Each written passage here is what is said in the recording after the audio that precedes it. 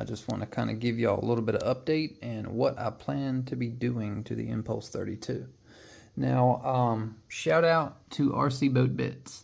Took me 14 days, but they finally came in. I got their trim tabs. These things are absolutely gorgeous. I'm going to be putting these on the back of the boat. I have the carbon fiber turn fins that actually they work excellent. They help the boat to not spin out. Now, the rudder on this thing, in my opinion, is just way too small for the size of the boat. So I'm going to go with something that's kind of gargantuan. I didn't really want one that was 6 inches long, but I wanted the step off to be more or less 4 inches out the back of the boat. Now, the way that this was designed, if you see that there's 4 holes here, well, the 2 holes in the center I drilled, and I basically turned this bracket. If you see that gap right there, that bracket is not supposed to be designed like that. It's supposed to be designed the other way. But it kind of takes up too much room on the back of the boat. And if you look at how these bolts are, the way the bracket is, this bracket here, it needs to go on kind of like so. So that's what I'm going to do. I'm going to try to put it right there in that place. And all I really have to do is take a little bit of material out of the rudder here, and it'll pretty much mount up right to the same holes. The only issue that I have is that this arm isn't removable. I wish it was.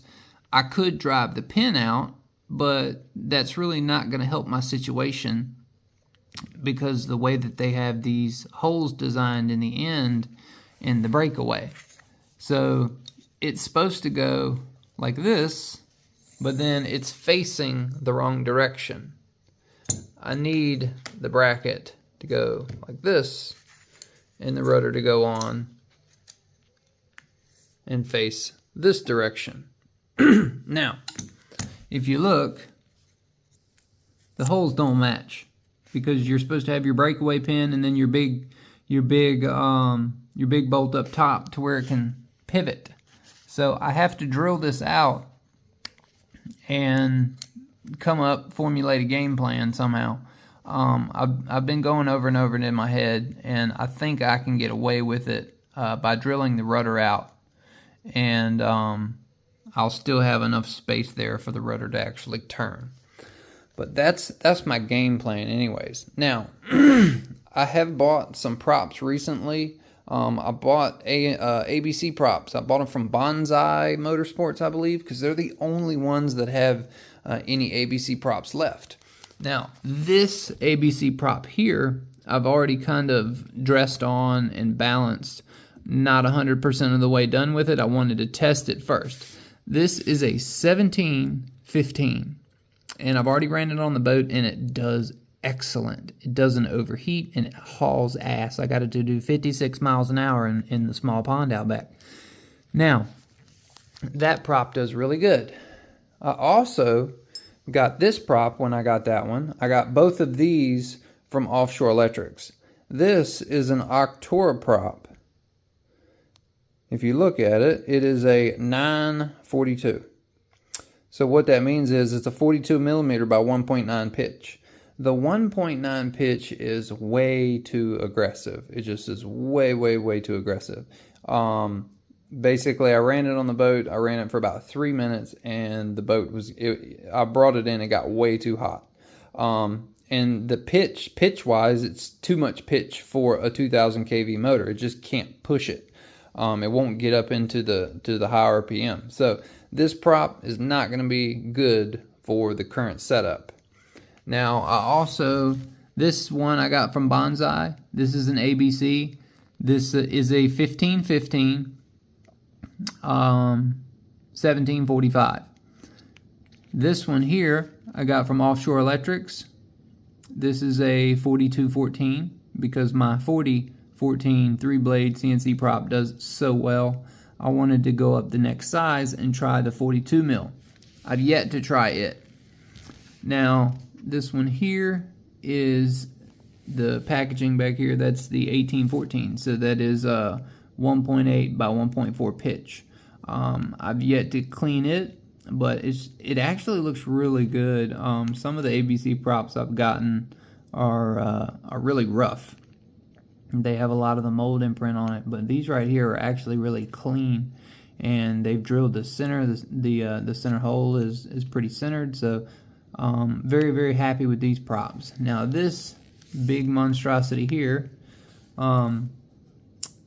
OSC didn't have much selection. This came from OSC, and I'm just kind of waiting for them to get a better prop selection. I ordered what they had, and I was just, why not? I was placing an order, so I threw an extra prop in there. I didn't know what it would do. So this is a 1914. So it's a 1.9 by 1.4 pitch. I've yet to run it, but I have dressed on it a little bit. I balanced it. Got the back looking pretty good.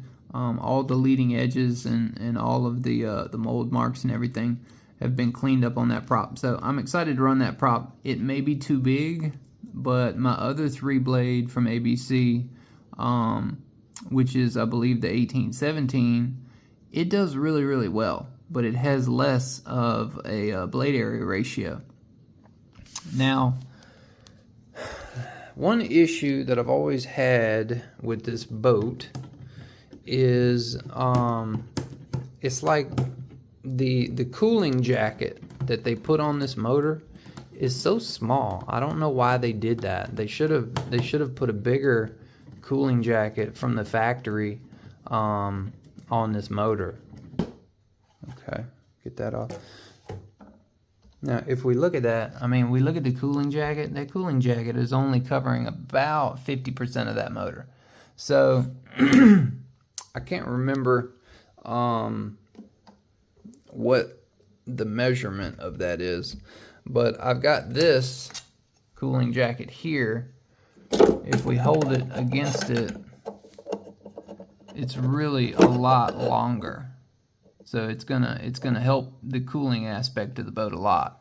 And the outlets are almost identical, so shouldn't be a problem there. Shouldn't interfere with the servo, and it should come up here, and the outside diameter of the Spectrum and this Leopard Hobby are the same, so the stock clamp will also hold. Now, the TP power motor. This is a 36 millimeter can. It's a 3684, and let's see, I bought a 2060 kV. Now, because the stock one is a 2000 kV, I didn't want to go too crazy over it because I wanted to keep the stock ESC in it for now. But what my plan is, so I don't have to move too much stuff over, I'm going to run this in the Dominator first to where I can get some data logs. I want to see what kind of amps this motor pulls and the wattage this motor pulls to make sure when I throw it in here I don't fry the ESC on this thing. Because in order to do this, the Spectrum motor has such long leads, I'll have to come up with some way to extend these to get them to go into the ESC. Haven't figured that part out yet, but I just wanted to share with you that I've got this motor. This motor originally was intended for this boat or when I do speed runs out at the lake. So I probably won't change the motor just yet. I'll be doing the rudder first and the trim tabs, and then we're going to see how it handles, see if it'll handle high speed rips. And then once I get it pretty much dialed in from there, then we will swap over the motor. Got the rear of the boat all torn apart, and basically these from Rc Boat bits will fit right in the exact spot where the stock ones were, and the holes should line up. Yeah, the holes line up, so that's a good thing. No worries of having to drill. Now, this right here is the bracket for the rudder.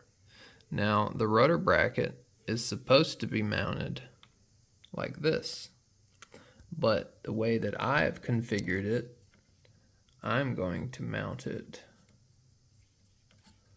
like so.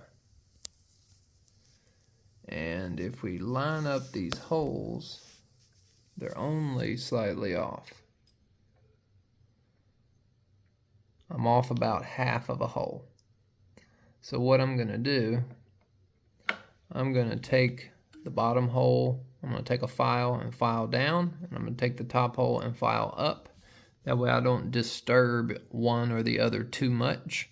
And then if I ever wanted to put it back stock, theoretically I could. So that's what we're working on now. I've been sitting here for about 45 minutes. I have successfully watched 3 ironclad videos while I sit here and play with my boats. Drop that on the floor.